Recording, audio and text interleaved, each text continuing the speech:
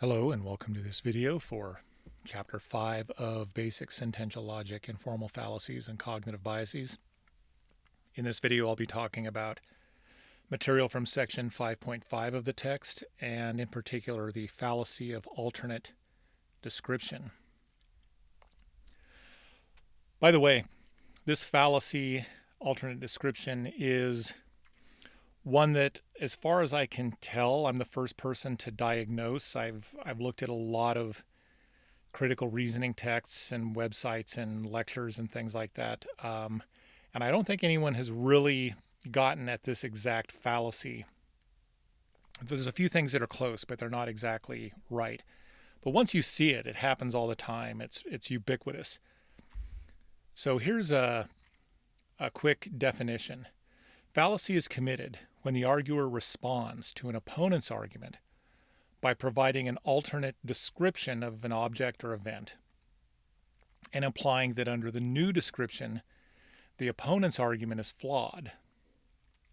It's a fallacy if the original description is more appropriate. So this will make a little more sense when we see an example. My ex-wife got all bent out of shape last week when I took our 8-year-old son to a topless bar. She said I was being a bad influence, but the court said she has to let me spend time with my son, and I was just trying to spend time with him. How can spending time with your loving father be a bad influence? This passage, this piece of reasoning, keys on a specific event that occurred. Okay, that both the ex-wife and the ex-husband are discussing this event, and it's the key of the disagreement. But that event is being described in two very different ways. One description is father took 8-year-old son to topless bar. The other description is son was spending time with loving father. I'm going to move these two descriptions up to the top here. So those are the two descriptions. Now, the key thing about this fallacy is that the problem isn't that one description is correct and the other is incorrect.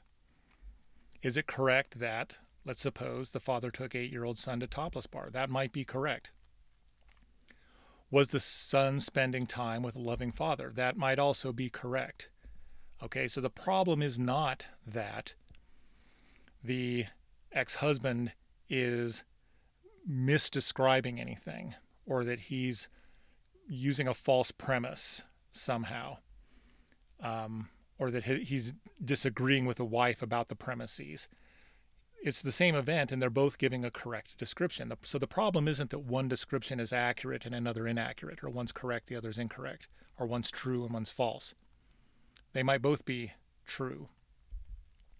The problem is that one description is much more appropriate for the topic being discussed. Okay?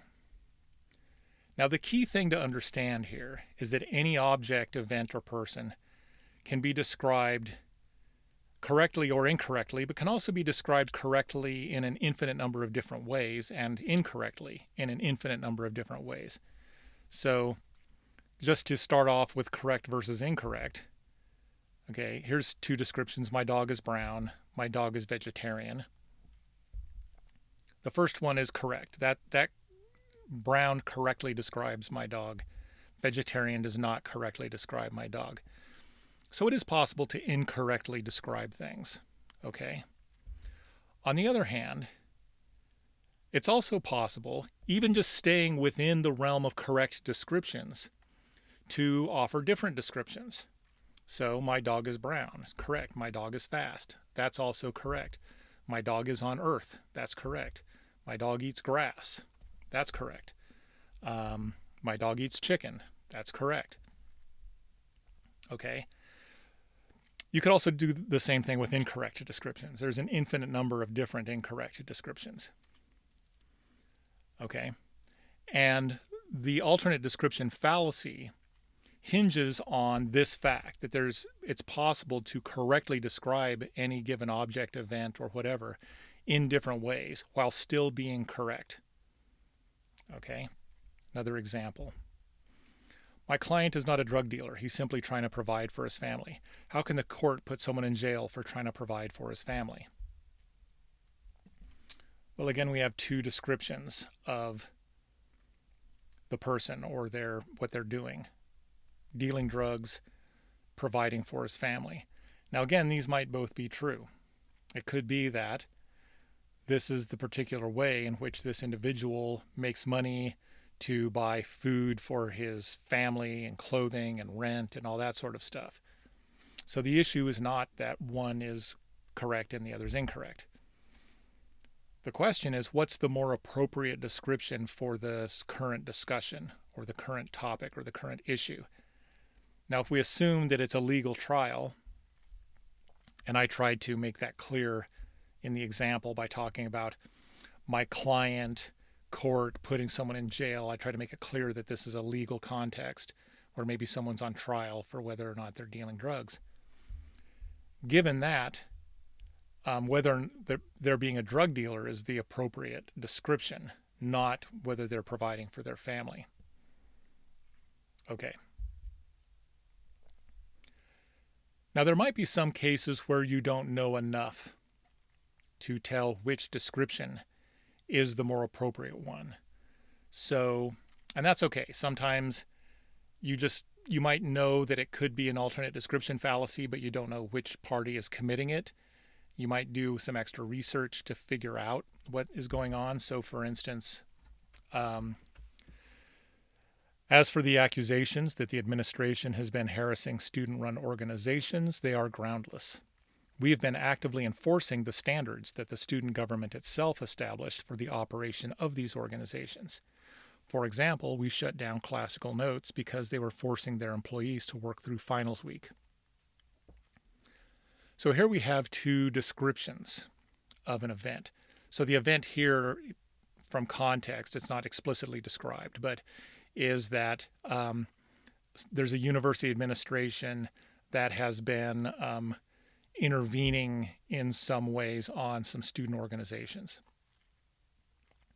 The administration is being accused of harassing these organizations. The administration describes it as in a very different way, not as harassment, but as just enforcing the standards that the student government itself has established for how they should be run. Now, we don't know enough about what's going on in this particular case. You can tell there's two very different descriptions, okay, which should alert you that maybe there's some spin going on in one direction or the other. But maybe you'd have to do a little more research to find out which side is spinning it. There might be cases where both descriptions are appropriate. Okay, so there's two different descriptions, but really they're both appropriate in their own way. So, for example, Democrats say we are reducing unemployment benefits for vulnerable families, but we are just trying to keep the spending deficit under control. So those are two different descriptions of, let's say, the same event, whatever that might be, a certain lobbying for a certain vote on a certain kind of policy, let's say. You could describe that as potentially harming vulnerable families that depend on a certain kind of government assistance. You could describe it as trying to keep the spending deficit under control. And those both might be accurate. And in this context, I was trying to think of one where it might be that both descriptions really are sort of appropriate, maybe. So again, this is just to sort of alert you to some of the nuances and complications of alternate description. It may not always be the case that one is obviously more appropriate than another, but sometimes it is, and often it is. So going back to the original example of the father taking a son to a topless bar, it's pretty clear that the ex-wife's description is better, and that the father is creating this alternate description in an effort to defend his actions, even though his description of the event is not the appropriate one for that context. One final word on this. This is really common not only in political context but interpersonal contexts. And the reason is that it's difficult to defend yourself against when someone's committing this, when you're on the sour end of it. Someone is committing this fallacy to argue against you. And one thing that makes it difficult is that their description isn't wrong. It's with straw man, you can one way you can sort of come back at the person who's committing this fallacy is by pointing out that what they said is inaccurate, right? They mischaracterized the argument or something like that. One thing that makes alternate description difficult to deal with is that the person isn't misdescribing the situation. Their description actually is accurate, which makes it a little tougher to combat. Now, it doesn't make it impossible to combat. It just means that a little bit more work has to go into it to argue that even though this description that the other person offered is accurate, it's not appropriate for the discussion. Okay. That's it for alternate description fallacy. Remember, as always, keep doing exercises, and good luck.